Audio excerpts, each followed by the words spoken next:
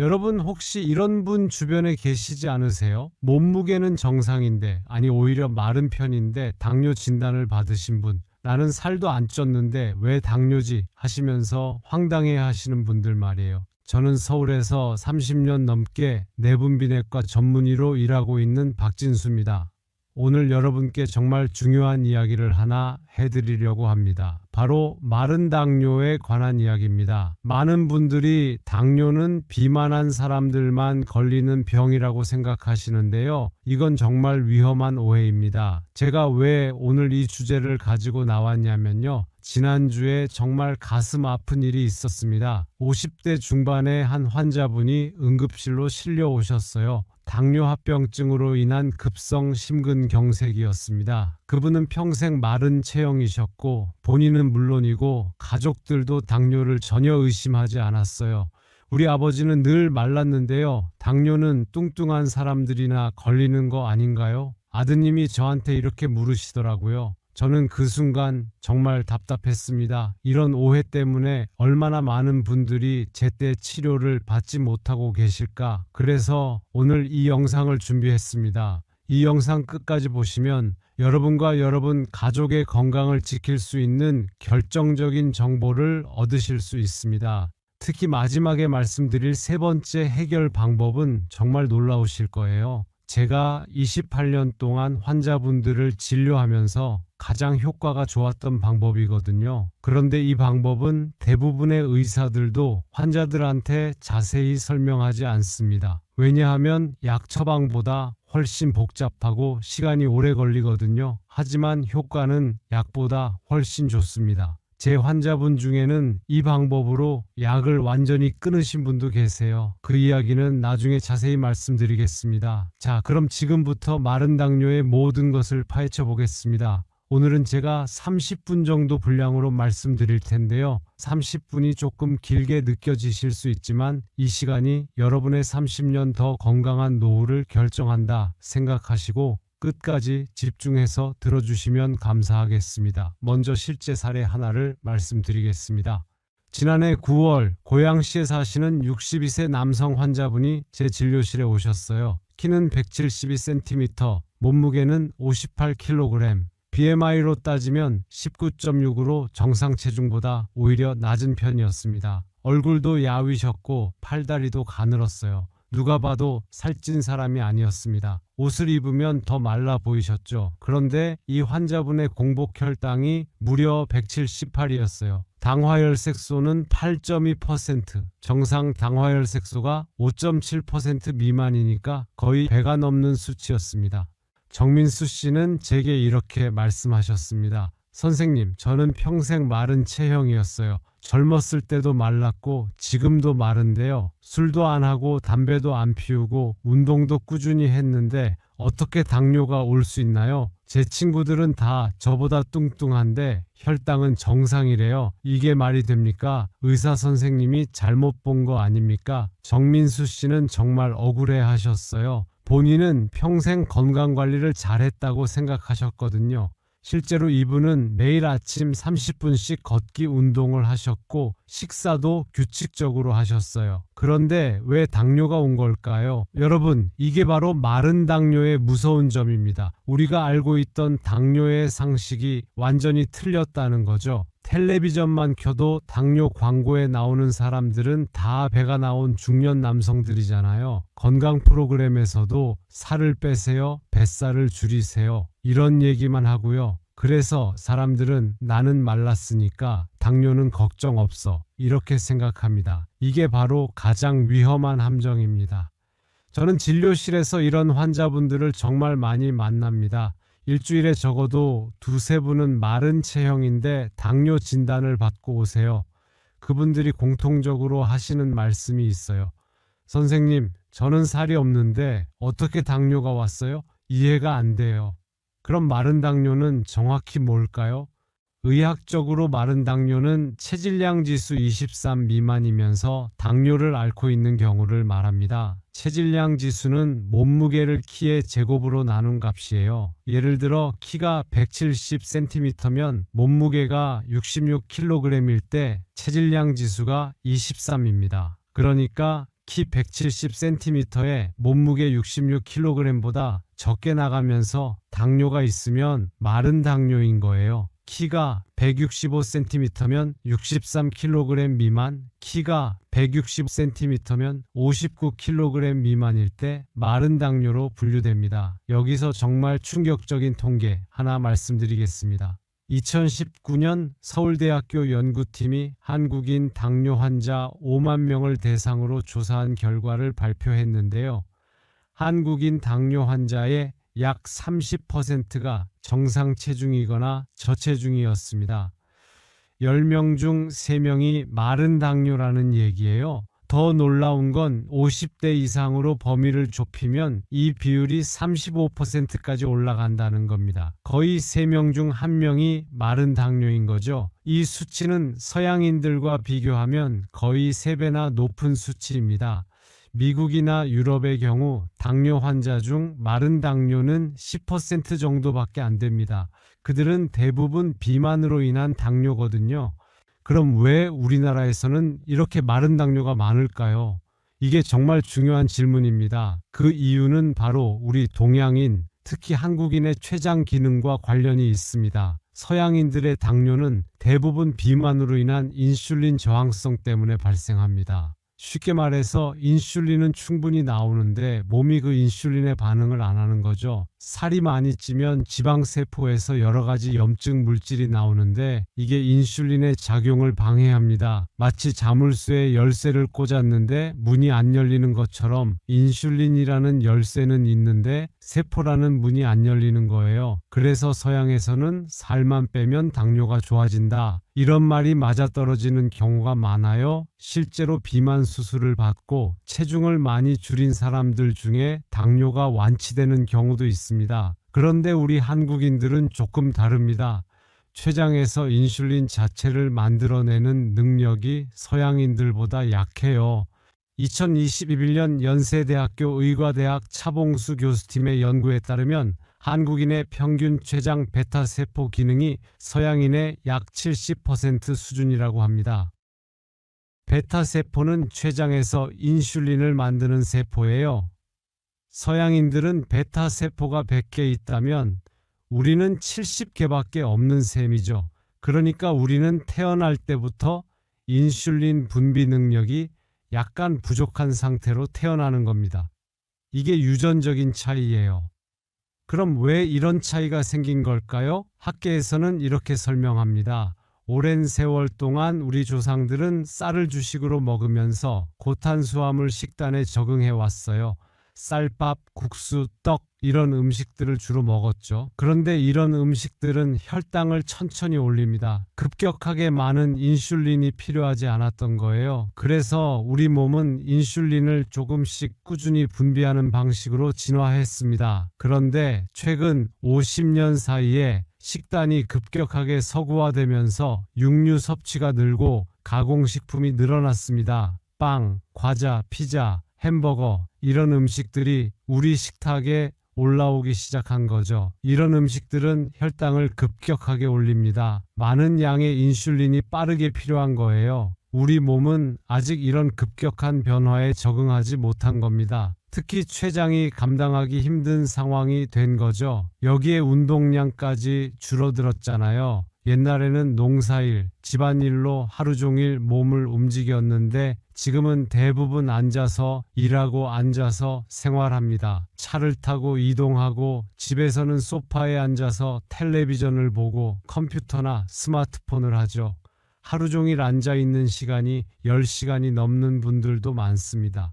이런 여러 가지 요인들이 복합적으로 작용해서 마른 당뇨가 늘어나고 있는 겁니다. 2023년 대한당뇨병학회 발표에 따르면 마른 당뇨 환자 수가 최근 10년 사이에 2배 가까이 증가했다고 합니다. 이건 정말 심각한 문제예요.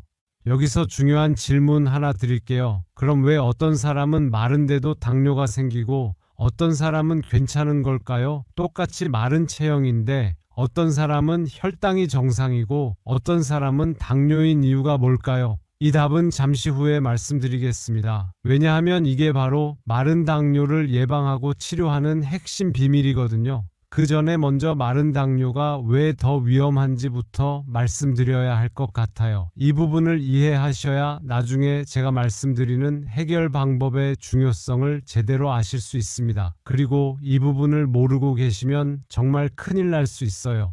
여러분, 솔직히 말씀드리면 마른 당뇨는 비만 당뇨보다 훨씬 더 위험합니다. 제가 이렇게 단언하는 데는 다 이유가 있습니다. 28년 동안 수천 명의 당뇨 환자를 봐왔는데 마른 당뇨 환자분들의 예후가 더 안 좋은 경우를 너무 많이 봤거든요. 실제로 통계로도 나와 있습니다. 2020년 대한당뇨병학회에서 발표한 자료를 보면 마른 당뇨 환자의 5년 생존율이 비만 당뇨 환자보다 낮았습니다. 같은 당뇨인데 왜 마른 사람이 더 위험할까요? 이유가 여러 가지 있습니다. 첫 번째 이유는 발견이 늦다는 겁니다. 보통 사람들은 자기가 마르면 나는 당뇨 걱정 없어 이렇게 생각하시잖아요. 건강검진도 소홀히 하시고 혈당 검사도 별로 안 하세요. 나는 배도 안 나왔고 살도 안 쪘는데 뭐가 문제겠어? 이렇게 생각하시는 거죠. 그래서 증상이 심해질 때까지, 합병증이 생길 때까지 모르고 지나가는 경우가 많습니다. 당뇨는 초기에는 증상이 거의 없어요. 혈당이 200이 넘어도 별로 불편함을 못 느끼는 경우가 많습니다. 목이 좀 마르고 소변이 좀 자주 마렵고 이 정도인데 대수롭지 않게 넘어가는 거죠. 그러다가 5년, 10년이 지나면서 합병증이 생깁니다. 그때서야 병원에 오시는데 이미 늦은 경우가 많아요. 실제로 작년에 제가 진료했던 성남시의 윤혜진 씨 65세 여성분 사례를 말씀드리겠습니다. 이분은 키 158cm에 몸무게 48kg의 아주 마른 체형이셨어요. 평생 마르게 사셨고 본인은 건강하다고 생각하셨습니다. 건강검진도 매년 받으셨는데 혈당 검사에서 한 번도 이상이 없었대요. 그런데 어느 날 갑자기 눈이 침침하고 시야가 흐려지는 증상이 생겼어요. 처음에는 나이 들어서 그런가 보다 하고 안경만 바꾸러 안경점에 가셨대요. 그런데 안경점에서 이건 눈이 안 좋은 게 아니라 다른 문제가 있는 것 같다. 병원에 가보라고 해서 안과에 가셨어요. 안과 의사가 눈을 검사해 보니까 당뇨 망막병증이라는 진단이 나왔습니다. 눈 뒤쪽 망막에 출혈이 있고 신생혈관이 생겨 있었어요. 그래서 급히 혈당 검사를 해보니까 공복혈당이 220이 넘었습니다. 당화혈색소는 무려 9.8%. 이 정도면 아마 5년 이상은 당뇨를 앓고 계셨을 거예요. 그런데 본인은 전혀 모르고 계셨던 겁니다. 마른 체형이라서 당뇨를 의심조차 안 하셨으니까요. 윤혜진 씨는 제게 이렇게 말씀하셨습니다. 선생님, 저는 평생 건강검진에서 문제가 없었어요. 콜레스테롤도 정상, 혈압도 정상이었는데 어떻게 당뇨가 이렇게 심한 거예요? 진작 알았으면 관리를 했을 텐데 이제 눈은 괜찮아질 수 있나요? 정말 안타까운 상황이었습니다. 이미 망막에 출혈이 심해서 레이저 치료를 여러 번 받으셔야 했거든요. 다행히 치료를 받으셔서 시력은 많이 회복되셨는데 만약 조금만 더 늦었으면 실명할 뻔했대요. 이게 마른 당뇨의 첫 번째 위험성입니다. 발견이 늦는다는 것.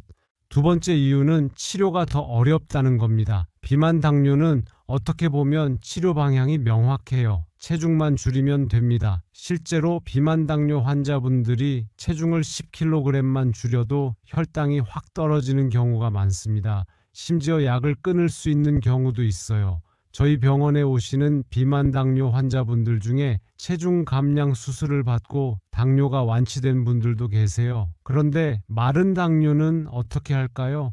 체중을 뺄 여유도 없습니다. 오히려 더 말라지면 건강이 더 나빠져요. 근육이 빠지고 면역력이 떨어지고 영양 상태가 안 좋아집니다. 근본적으로 췌장 기능 자체가 약한 상태이기 때문에 혈당 조절이 훨씬 까다롭습니다. 약을 써도 효과가 더디게 나타나는 경우가 많아요. 비만 당뇨 환자는 메트포르민이라는 약 하나만 써도 혈당이 잘 조절되는 경우가 많은데 마른 당뇨 환자는 약을 두세 가지씩 써도 조절이 안 되는 경우가 있습니다. 그래서 저는 마른 당뇨 환자분들을 진료할 때 훨씬 더 신경을 많이 씁니다. 단순히 약만 처방하는 게 아니라 생활 습관 전체를 바꿔야 하거든요. 진료 시간도 일반 환자분들보다 2배 이상 길게 잡습니다. 세 번째, 이게 가장 무서운 부분인데요. 마른 당뇨 환자들은 합병증이 더 빨리, 더 심하게 옵니다. 고려대학교 김선우 교수팀이 당뇨 환자 10,000명을 10년간 추적 조사한 연구 결과를 보면 마른 당뇨 환자들의 심혈관 질환 발생 위험이 비만 당뇨 환자보다 1.8배 높았습니다. 심근경색, 뇌졸중 같은 치명적인 질환 말이에요. 또 다른 연구에서는 마른 당뇨 환자들의 신장 합병증 발생률도 더 높다고 나왔습니다. 신장 기능이 떨어져서 투석을 해야 하는 상황까지 가는 비율이 비만 당뇨보다 1.5배 높았어요. 왜 이런 일이 벌어질까요? 여기에는 몇 가지 이유가 있습니다. 첫째, 마른 사람들은 근육량이 적습니다. 근육은 우리 몸에서 포도당을 가장 많이 소비하는 조직이에요. 운동을 하든 안 하든 근육이 있으면 기본적으로 혈당을 끌어다 쓰거든요. 우리가 가만히 앉아 있을 때도 자고 있을 때도 근육은 에너지를 소비합니다. 그게 기초 대사량이에요. 근육이 많은 사람은 밥을 먹어도 혈당이 금방 떨어집니다. 근육이 포도당을 쭉쭉 흡수하니까요. 예를 들어 똑같이 밥 한 공기를 먹어도 근육이 많은 사람은 1시간 후에 혈당이 120으로 떨어지는데 근육이 적은 사람은 160까지 올라가는 거예요. 그런데 근육이 적으면 혈당을 처리할 곳이 없어지는 겁니다. 먹은 음식이 포도당으로 바뀌어서 혈액 속으로 들어갔는데 갈 곳이 없어요. 그 혈당이 고스란히 혈관을 돌아다니면서 혈관벽을 손상시킵니다. 혈관 내피세포를 공격하고 염증을 일으키고 혈관을 딱딱하게 만듭니다. 이게 바로 동맥경화의 시작이에요. 동맥경화가 진행되면 심근경색, 뇌졸중이 오는 거죠. 둘째, 마른 사람들은 내장 지방이 많은 경우가 있습니다. 아니, 마른데 내장 지방이 많다고요? 네, 그렇습니다. 이게 정말 무서운 부분이에요. 겉으로 보기엔 말랐는데 뱃속에는 기름이 가득 차 있는 경우가 있어요. 이런 걸 마른 비만이라고 하는데 CT를 찍어보면 내장 주변에 지방이 잔뜩 끼어 있습니다. 간에도 지방이 차 있고 췌장 주변에도 신장 주변에도 지방이 있어요. 이 내장 지방은 피하 지방보다 훨씬 나쁩니다. 피하 지방은 그냥 에너지를 저장만 하는데 내장 지방은 단순히 에너지를 저장만 하는 게 아니라 여러 가지 나쁜 물질들을 분비해요. TNF-알파, IL-6, PAI-1 같은 염증 물질들을 뿜어내는 겁니다. 이런 염증 물질들이 인슐린 저항성을 높이고 혈관을 손상시키고 혈액을 끈적끈적하게 만듭니다. 그래서 혈전이 생기기 쉽고 심근경색이나 뇌졸중의 위험이 높아지는 거예요. 셋째, 마른 당뇨 환자분들은 영양 상태가 안 좋은 경우가 많습니다. 마른 분들 중에 식사를 제대로 안 하시는 분들이 꽤 계세요. 입맛이 없다, 소화가 안 된다, 바쁘다 이런 이유로 끼니를 거르시거나 대충 드시는 거죠. 아침은 커피 한 잔으로 때우고 점심은 간단하게 김밥이나 라면으로 저녁은 또 거르거나 조금만 드시고 이렇게 드시다 보면 단백질, 비타민, 미네랄 같은 필수 영양소가 부족해집니다. 특히 단백질이 부족하면 근육이 더 빠집니다. 우리 몸은 단백질이 부족하면 근육을 분해해서 에너지로 씁니다. 근육이 빠지면 혈당 조절은 더 안 되고 악순환이 반복되는 거죠. 이런 상태에서 당뇨까지 있으면 몸이 정말 망가집니다. 상처가 잘 안 낫고 면역력이 떨어지고 감염에 취약해져요. 조그만 상처도 덧나서 잘 안 낫습니다. 발에 작은 상처가 생겨도 몇 달씩 안 낫는 경우도 있어요. 넷째, 마른 당뇨 환자분들은 스트레스 호르몬에 더 취약합니다. 마른 분들은 대체로 에너지 대사가 빠른 편이에요. 교감신경이 항진되어 있는 경우가 많습니다. 쉽게 말하면 항상 긴장 상태에 있다는 거죠. 그래서 작은 스트레스에도 혈당이 확 올라가요. 코르티솔, 아드레날린 같은 스트레스 호르몬이 쉽게 분비되는데 이게 혈당을 올리거든요. 실제로 마른 당뇨 환자분들 중에 불면증, 불안장애를 같이 가지신 분들이 많습니다. 밤에 잘 못 주무시고 사소한 일에도 걱정을 많이 하시고 신경이 예민하신 분들이 많아요. 이런 것들이 다 혈당을 올리는 요인이 됩니다. 여기서 잠깐 여러분께 꼭 확인하셨으면 하는 게 있어요. 지금 여러분의 허리둘레를 한번 재보세요. 허리에서 가장 가는 부분이 아니라 배꼽 높이에서 재는 겁니다. 줄자로 배꼽을 지나가게 해서 한 바퀴 돌려서 재면 됩니다. 남성은 90cm, 여성은 85cm 이상이면 내장 지방이 많다는 신호입니다. 체중이 정상이거나 저체중이어도 허리둘레가 이 기준을 넘으면 마른 당뇨의 고위험군이에요.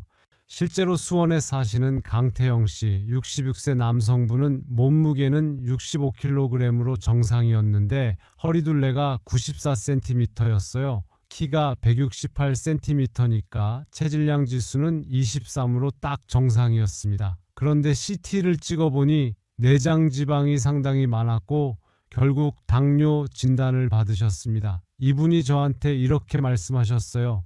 선생님, 저는 배만 좀 나왔지 팔다리는 가늘잖아요. 그래서 괜찮은 줄 알았어요. 친구들이 저보다 뚱뚱한데 혈당은 정상이래요. 이게 말이 돼요? 이게 정말 많은 분들이 하시는 착각입니다. 팔다리가 가늘다고 체중이 정상이라고 안심하시면 안 됩니다. 배가 나왔다면 그건 내장 지방이 많다는 뜻이고 당뇨 위험이 높다는 겁니다. 자, 그럼 이제 가장 중요한 질문으로 넘어가겠습니다. 마른 당뇨는 어떻게 해결할 수 있을까요?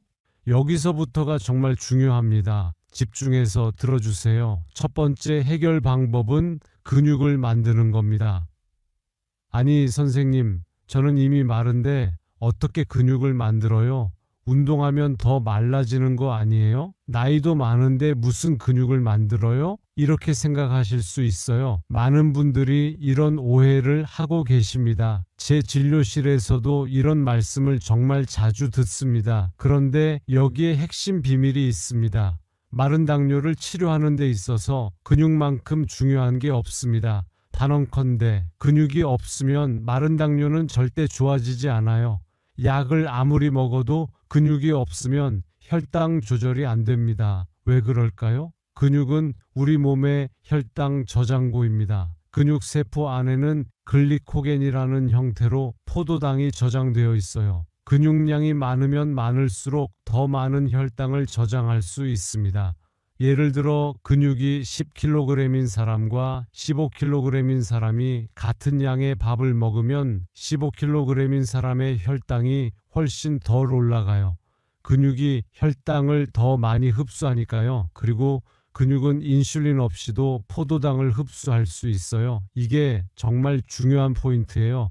운동을 하면 근육세포막에 있는 GLUT4라는 단백질이 활성화되면서 혈당을 쭉쭉 빨아들입니다. 인슐린이 없어도 포도당이 근육으로 들어가는 거죠. 그래서 운동하면 혈당이 떨어지는 겁니다. 이게 얼마나 중요한지 아세요? 하버드 의과대학 연구팀이 발표한 연구에 따르면 근육량이 10% 증가하면 당뇨 발병 위험이 12% 감소한다고 합니다. 이미 당뇨가 있는 사람도 근육을 늘리면 혈당이 확 떨어져요. 실제로 인천에 사시는 장영호 씨, 67세 남성분 사례를 말씀드리겠습니다. 이분은 키 168cm에 몸무게 56kg에 아주 마른 체형이셨어요. 체질량 지수가 19.8로 저체중에 가까웠습니다. 당화혈색소가 7.8%로 조절이 잘 안 되고 있었습니다. 메트포르민하고 DPP4 억제제 이렇게 약을 2가지나 드시는데도 혈당이 들쭉날쭉했어요. 공복 혈당은 그나마 괜찮은데 식후 혈당이 200을 넘는 경우가 많았습니다. 그래서 제가 근력 운동을 시작하라고 권했습니다. 처음에는 제가 이 나이에 무슨 운동을 해요? 더 말라지면 어떡해요? 요즘 무릎도 안 좋은데 이러셨어요. 그래서 제가 자세히 설명해 드렸죠. 올바른 방법으로 운동하고 영양 섭취를 함께하면 근육이 늘어난다고요. 그리고 무릎에 무리가 안 가는 운동 방법도 있다고 말씀드렸습니다. 장영호 씨는 반신반의하시면서도 제 말을 따라 주셨습니다. 일주일에 3번, 한 번에 30분씩 근력 운동을 시작하셨어요. 동시에 단백질 섭취도 늘리셨습니다. 6개월 후 결과는 놀라웠습니다. 체중은 56kg에서 60kg으로 4kg 늘었어요. 그런데 이게 지방이 아니라 순수 근육이었습니다. 체성분 검사를 해보니 근육량이 정확히 4.2kg 증가했고 체지방은 오히려 0.5kg 줄었어요. 그리고 당화혈색소가 7.8%에서 6.3%로 떨어졌습니다. 약도 2가지에서 1가지로 줄일 수 있었어요. 식후 혈당도 140 이하로 안정적으로 유지되고 있습니다. 장영호 씨가 저한테 이렇게 말씀하셨습니다. 선생님, 이거 진짜 신기해요. 운동하니까 밥맛도 좋아지고 몸에 힘도 생기고 혈당도 떨어지고 진작 할 걸 그랬어요. 친구들한테도 다 자랑하고 다녀요. 이게 바로 근육의 힘입니다. 그럼 마른 사람이 근육을 만드는 방법은 뭘까요? 여기서 정말 중요한 포인트가 있습니다. 마른 사람이 근육을 만드는 방법은 일반적인 근력 운동과는 조금 다릅니다. 헬스장에서 젊은 사람들이 하는 것처럼 무거운 바벨을 들 필요는 없어요. 제가 환자분들께 권하는 방법은 천천히 무겁게 운동하는 겁니다. 무슨 말이냐면요. 빠르게 여러 번 하는 게 아니라 천천히 적은 횟수를 집중적으로 하는 거예요. 이게 왜 중요한지 설명해 드릴게요. 우리 근육에는 2가지 종류의 근섬유가 있습니다. 빨리 수축하는 속근섬유와 천천히 수축하는 지근섬유예요. 마라톤 선수들은 지근섬유가 발달했고 역도 선수들은 속근섬유가 발달했습니다. 당뇨 환자분들한테는 어떤 근섬유가 더 중요할까요? 바로 속근섬유입니다. 속근섬유는 글리코겐을 더 많이 저장하고 포도당을 더 빨리 소비해요. 그리고 속근섬유를 키우려면 천천히 무겁게 운동해야 합니다. 빠르게 가볍게 하면 지근섬유가 발달하는데 이건 지구력은 좋아지지만 혈당 조절 효과는 상대적으로 적어요. 예를 들어 볼게요. 스쿼트를 한다고 치면 일반적으로는 빠르게 2~30회를 하잖아요. 그런데 마른 당뇨 환자분들은 5초 동안 천천히 내려가고 5초 동안 천천히 올라오는 방식으로 5번에서 8번만 반복하시면 됩니다. 이렇게 하면 근섬유에 더 강한 자극이 가서 근육이 더 잘 만들어져요. 또 하나 중요한 게 너무 많이 하시면 안 됩니다. 마른 분들은 에너지가 많지 않아요. 운동을 너무 많이 하면 오히려 근육이 분해됩니다. 몸에 에너지가 부족하면 근육을 분해해서 에너지로 쓰거든요. 그래서 적절한 강도로 짧은 시간 동안 집중해서 하는 게 핵심입니다. 제가 권하는 운동 시간은 한 번에 30분 정도예요. 이것보다 길게 하시면 오히려 역효과가 날 수 있습니다. 그럼 구체적으로 어떤 운동을 해야 할까요? 60대 이상 분들께 제가 추천하는 운동은 크게 5가지입니다. 첫 번째, 벽 스쿼트입니다. 벽에 등을 대고 천천히 앉았다 일어나는 동작이에요. 벽에서 한 발 정도 떨어진 거리에 서서 등을 벽에 기대고 천천히 무릎을 굽혀서 앉는 자세를 만듭니다. 무릎을 90도로 굽혔을 때 5초 정도 버티는 게 중요합니다. 그리고 다시 천천히 일어납니다. 이렇게 하면 허벅지 앞쪽 대퇴사두근이 강하게 자극받아요. 대퇴사두근은 우리 몸에서 가장 큰 근육 중 하나입니다. 여기를 키우면 혈당 조절에 엄청난 도움이 됩니다. 그리고 벽에 등을 대고 하니까 무릎 관절에 무리가 적어요. 관절염이 있으신 분들도 안전하게 하실 수 있습니다. 처음에는 5회부터 시작하시고 익숙해지면 8회, 10회로 늘려가시면 됩니다. 두 번째, 의자 팔굽혀펴기입니다. 바닥에서 하는 팔굽혀펴기는 60대 분들께 너무 힘들잖아요. 그래서 의자나 식탁에 손을 짚고 하시면 됩니다. 의자 앞에 서서 의자 끝에 손을 짚고 몸을 45도 정도 기울인 상태에서 천천히 굽혔다 펴는 거예요. 팔을 굽힐 때 5초, 펼 때 5초씩 천천히 하시면 됩니다. 이렇게 하면 가슴 근육, 어깨 근육, 팔 근육이 동시에 발달합니다. 상체 근육도 혈당 조절에 중요하거든요. 세 번째, 탄력 밴드 운동입니다. 탄력 밴드 하나만 있으면 집에서 쉽게 하실 수 있어요. 밴드를 양손으로 잡고 양쪽으로 당기는 동작, 발로 밟고 위로 당기는 동작, 문고리에 걸고 당기는 동작 등등 다양한 각도로 근육을 자극할 수 있습니다. 특히 등 근육을 키우는데 효과적이에요. 등 근육도 큰 근육이라서 혈당 조절에 도움이 많이 됩니다. 네 번째, 의자에서 일어서기입니다. 의자에 앉았다가 일어서는 동작을 천천히 반복하는 거예요. 일어설 때 손을 쓰지 말고 다리 힘만으로 일어서는 게 중요합니다. 이것도 허벅지 근육을 키우는데 아주 좋아요. 다섯 번째, 계단 오르기입니다. 이건 가장 쉽고 효과적인 운동이에요. 단 천천히 한 계단씩 올라가면서 허벅지에 힘을 주고 올라가는 게 중요합니다.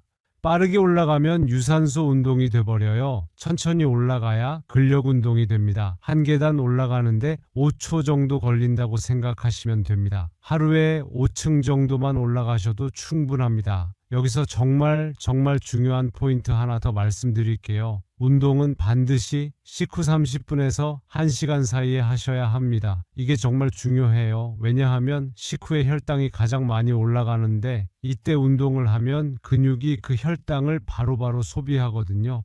뉴질랜드 오타고 대학교 메러디스 패더슨 교수팀의 논문에 따르면 식후 운동이 식전 운동보다 혈당 감소 효과가 3배 이상 높았다고 합니다. 특히 저녁 식사 후 운동이 가장 효과적이에요. 저녁에 혈당이 가장 높이 올라가거든요. 저녁 먹고 30분 후에 10분만 운동해도 혈당이 확 떨어집니다. 실제로 제 환자분 중에 평소에는 식후 혈당이 200까지 올라가시는 분이 식후 운동을 시작하고 나서는 150 이하로 떨어지셨어요. 그런데 근육 운동만으로는 부족합니다. 근육을 만들려면 반드시 영양 섭취가 함께 이루어져야 해요. 특히 단백질이 중요합니다. 이제 두 번째 해결 방법으로 넘어가겠습니다. 두 번째 해결 방법은 올바른 식사법입니다. 마른 당뇨 환자분들이 가장 많이 하시는 실수가 뭔지 아세요?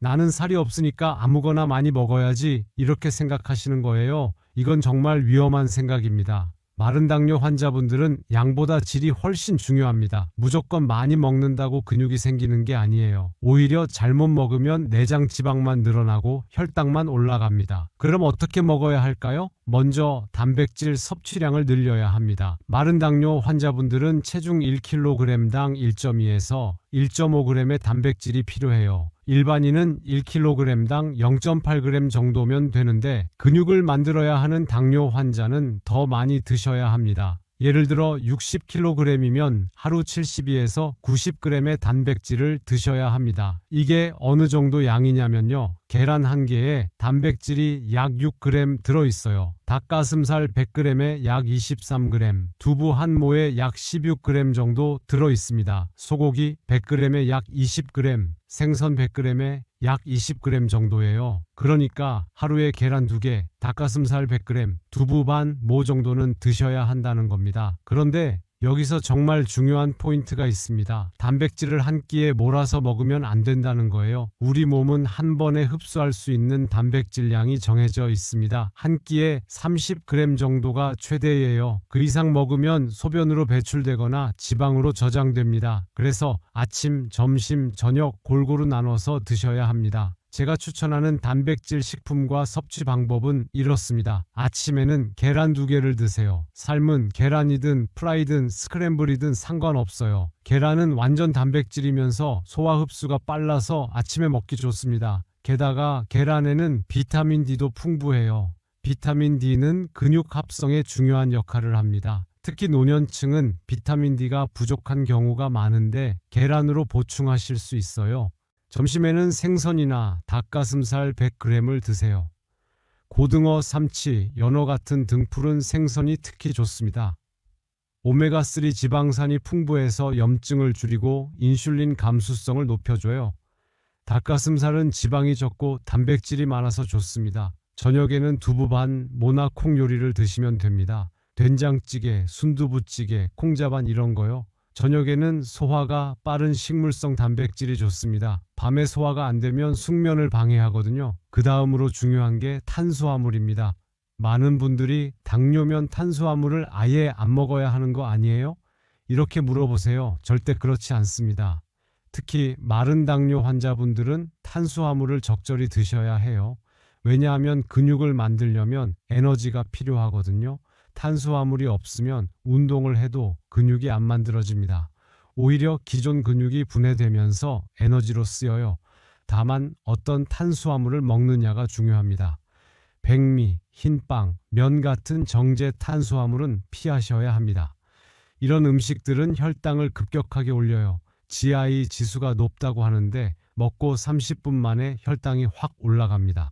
대신 현미, 귀리, 통밀, 고구마 같은 복합 탄수화물을 드세요. 이런 음식들은 식이섬유가 풍부해서 혈당을 천천히 올리고 포만감도 오래 유지됩니다. 제가 환자분들께 권하는 식사 구성은 이렇습니다. 한 끼의 밥은 반 공기에서 3분의 2 공기 정도. 너무 적게 드시면 에너지가 부족해서 근육이 안 만들어져요. 이때 백미가 아니라 현미밥이나 잡곡밥으로 드세요. 현미에 귀리, 보리, 검은콩을 섞어서 드시면 더 좋습니다. 그리고 채소 반찬을 많이 드세요. 채소는 양을 제한하지 않으셔도 됩니다. 특히 녹색 채소, 색깔 있는 채소가 좋아요. 브로콜리, 시금치, 파프리카, 당근, 양배추, 버섯 이런 거요. 채소에는 식이섬유와 비타민, 미네랄이 풍부합니다. 그리고 항산화 성분도 많아서 혈관 건강에 도움이 됩니다. 제가 환자분들께 권하는 식사 순서도 있어요. 이게 정말 효과가 좋습니다. 채소를 먼저 드시고 그 다음 단백질, 마지막으로 탄수화물을 드시는 겁니다. 왜 이렇게 먹어야 하냐면요. 채소를 먼저 먹으면 위장에서 식이섬유가 막을 형성해요. 그 다음에 들어오는 음식의 소화 흡수를 천천히 만드는 겁니다. 그래서 같은 음식을 먹어도 혈당이 30% 정도 덜 올라갑니다. 실제로 파주에 사시는 홍미선 씨, 64세 여성분은 이 방법으로 3개월 만에 공복 혈당을 142에서 108로 낮추셨어요. 약은 하나도 안 드시고 식사 순서만 바꾸셨는데 말이죠. 홍미선 씨가 처음에는 이게 뭐 대수냐, 먹는 순서가 뭐가 중요해 이러셨는데 막상 해보니까 효과가 엄청났대요. 그리고 또 하나 중요한 게 있습니다. 바로 간식입니다. 마른 당뇨 환자분들은 하루 3끼로는 부족해요. 중간중간 건강한 간식을 드셔야 합니다. 왜냐하면 한 번에 많이 먹으면 혈당이 확 올라가거든요. 조금씩 자주 먹는 게 혈당 조절에 훨씬 유리합니다. 제가 추천하는 간식은 견과류, 그릭요거트, 방울토마토, 오이, 당근 스틱 이런 거예요. 특히 견과류는 불포화 지방산이 풍부해서 혈관 건강에도 좋고 포만감도 오래 유지됩니다. 호두, 아몬드, 캐슈넛 이런 거요. 단 하루 한 줌 약 20에서 30g 정도만 드세요. 많이 먹으면 칼로리가 높아서 오히려 내장 지방이 늘어날 수 있습니다. 그릭요거트는 일반 요거트보다 단백질이 2배 정도 많아요. 단기 첨가되지 않은 플레인 요거트에 블루베리나 딸기를 조금 넣어서 드시면 좋습니다. 물도 충분히 드셔야 합니다. 하루 1.5에서 2리터 정도. 물을 많이 마시면 혈액이 묽어져서 혈당 농도가 낮아지고 신장으로 당을 배출하는 데도 도움이 됩니다. 여기까지가 식사 방법이고요. 이제 세 번째이자 가장 중요한 해결 방법을 말씀드리겠습니다. 이 방법은 정말 많은 분들이 놓치고 계신 부분인데 사실 이게 가장 효과가 좋습니다. 세 번째 해결 방법은 수면과 스트레스 관리입니다. 아니 선생님, 그게 당뇨랑 무슨 상관이에요? 이렇게 생각하실 수 있는데요. 이게 정말 중요합니다. 특히 마른 당뇨 환자분들한테는 더욱 그래요. 제가 왜 이렇게 강조하냐면 실제로 수면과 스트레스가 혈당에 미치는 영향이 엄청나거든요. 어떤 환자분은 약을 잘 드시고 운동도 하시고 식사도 잘 조절하시는데 혈당이 안 떨어지는 경우가 있어요. 그런 분들을 자세히 살펴보면 대부분 수면이나 스트레스 문제가 있습니다. 2022년 서울아산병원 김태희 교수팀의 연구에 따르면 수면 시간이 6시간 미만인 사람들은 7, 8시간 자는 사람들보다 당뇨 발병률이 2.3배 높았습니다. 이미 당뇨가 있는 사람들도 잠을 못 자면 혈당 조절이 안 됩니다. 왜 그럴까요? 잠이 부족하면 우리 몸에서 코르티솔이라는 스트레스 호르몬이 많이 나옵니다. 코르티솔은 아침에 일어날 때 자연스럽게 분비되는 호르몬인데 잠을 못 자면 하루 종일 높은 상태로 유지돼요. 이 코르티솔이 혈당을 올리고 인슐린 저항성을 높입니다. 간에서 포도당을 만들어내라고 신호를 보내는 거예요. 게다가 잠이 부족하면 배고픔을 느끼게 하는 그렐린 호르몬이 증가하고 포만감을 주는 렙틴 호르몬은 감소합니다. 그러니까 잠을 못 자면 자꾸 배가 고프고 단 음식을 찾게 되는 거죠. 특히 밤에 잠을 못 자고 뒤척이다 보면 야식을 먹게 되잖아요. 라면, 과자, 빵 이런 걸 먹게 되는데 이게 혈당을 확 올립니다. 실제로 용인에 사시는 안재훈 씨, 68세 남성분은 불면증으로 고생하시면서 혈당 조절이 전혀 안 됐어요. 약을 3가지나 드시는데도 당화혈색소가 8% 이상이었습니다. 공복 혈당도 150을 넘나들었어요. 그런데 수면 클리닉에서 치료를 받고 잠을 잘 주무시게 되니까 3개월 만에 당화혈색소가 6.8%로 떨어졌습니다. 약도 하나 줄일 수 있었어요. 안재훈 씨가 저한테 이렇게 말씀하셨습니다. 선생님, 잠을 잘 자니까 낮에 피곤하지도 않고 밥맛도 좋아지고 혈당도 안정되네요. 잠이 이렇게 중요한 줄 몰랐어요. 혈당약보다 수면제가 더 효과가 좋은 것 같아요. 그럼 어떻게 해야 잠을 잘 잘 수 있을까요? 제가 환자분들께 권하는 방법은 이렇습니다. 첫째, 매일 같은 시간에 자고 일어나세요. 우리 몸에는 생체 리듬, 서카디안 리듬이 있어요. 이 리듬을 일정하게 유지하는 게 중요합니다. 주말이고 평일이고 상관없이 규칙적인 수면 패턴을 유지하세요. 밤 11시에 자서 아침 7시에 일어난다. 이렇게 정해놓고 지키는 거예요. 둘째, 저녁 6시 이후에는 카페인을 드시지 마세요. 커피뿐만 아니라 녹차, 홍차, 콜라, 초콜릿에도 카페인이 들어있으니 주의하셔야 합니다. 카페인은 각성 효과가 6시간에서 8시간 지속되거든요. 저녁에 커피를 마시면 밤에 잠이 안 옵니다. 셋째, 자기 2시간 전에는 스마트폰, 텔레비전을 보지 마세요. 스마트폰과 텔레비전에서 나오는 블루라이트가 수면 호르몬인 멜라토닌 분비를 방해합니다. 침대에서 스마트폰을 보시는 분들 많으시죠? 이거 정말 안 좋습니다. 넷째, 침실 온도는 18에서 20도를 유지하세요. 너무 더우면 잠을 설치게 됩니다. 서늘한 환경이 숙면에 좋아요. 다섯째, 낮잠은 30분 이내로만 주무세요. 너무 오래 자면 밤에 잠이 안 옵니다. 오후 3시 이후에는 낮잠을 안 주무시는 게 좋아요. 그 다음으로 스트레스 관리입니다. 스트레스도 혈당을 높이는 주범이에요. 스트레스를 받으면 아드레날린과 코르티솔이 분비되면서 간에서 포도당을 방출합니다. 그래서 아무것도 안 먹었는데도 혈당이 올라가는 거예요. 제가 추천하는 스트레스 해소법은 복식호흡입니다. 정말 간단한데 효과가 놀랍습니다. 하루 3번, 한 번에 5분씩만 하시면 돼요. 편안하게 앉아서 코로 천천히 숨을 들이마시면서 배를 부풀리고 입으로 천천히 내쉬면서 배를 집어넣는 겁니다. 4초 들이마시고 7초 참았다가 8초에 걸쳐서 내쉬는 478 호흡법도 좋습니다. 이렇게 하면 부교감 신경이 활성화되면서 스트레스 호르몬이 줄어듭니다. 부천에 사시는 서경희 씨, 66세 여성분은 이 방법으로 공복 혈당을 평균 20mg 낮추셨어요. 약도 안 드시고 단지 호흡만 바꾸셨는데 말이죠. 자, 여러분, 지금까지 마른 당뇨의 모든 것을 말씀드렸습니다. 정리하면 이렇습니다. 마른 당뇨는 체중이 정상이거나 저체중이면서 당뇨를 앓는 경우를 말합니다. 한국인 당뇨 환자의 30%가 마른 당뇨이고 비만 당뇨보다 더 위험합니다. 발견이 늦고 치료가 어렵고 합병증이 더 빨리 옵니다. 해결 방법은 3가지입니다. 첫째, 천천히 무겁게 근력 운동을 해서 근육을 만드세요.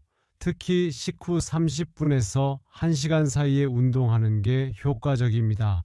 둘째, 단백질을 충분히 드시고 복합 탄수화물을 선택하세요.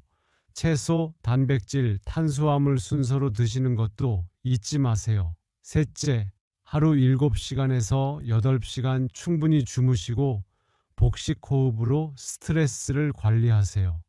이 세 가지만 지켜도 6개월 안에 혈당이 확실히 개선될 겁니다. 제가 28년 동안 수천 명의 환자분들을 봐왔는데 이 방법대로 실천하신 분들은 대부분 좋은 결과를 보셨어요. 특히 자녀분들께 이 영상을 보여주시면 좋겠습니다. 부모님이 마른 체형이시라고 안심하시는 경우가 많거든요. 오늘 이 영상이 여러분과 여러분 가족의 건강을 지키는데 도움이 되었으면 좋겠습니다. 궁금한 점이 있으시면 댓글로 남겨주세요. 다음 영상에서는 당뇨 환자분들이 절대 먹으면 안 되는 음식에 대해 말씀드리겠습니다. 특히 세 번째 음식은 많은 분들이 건강에 좋다고 오해하고 계신 거라서 꼭 확인하셔야 합니다. 그럼 다음 영상에서 뵙겠습니다. 건강하세요.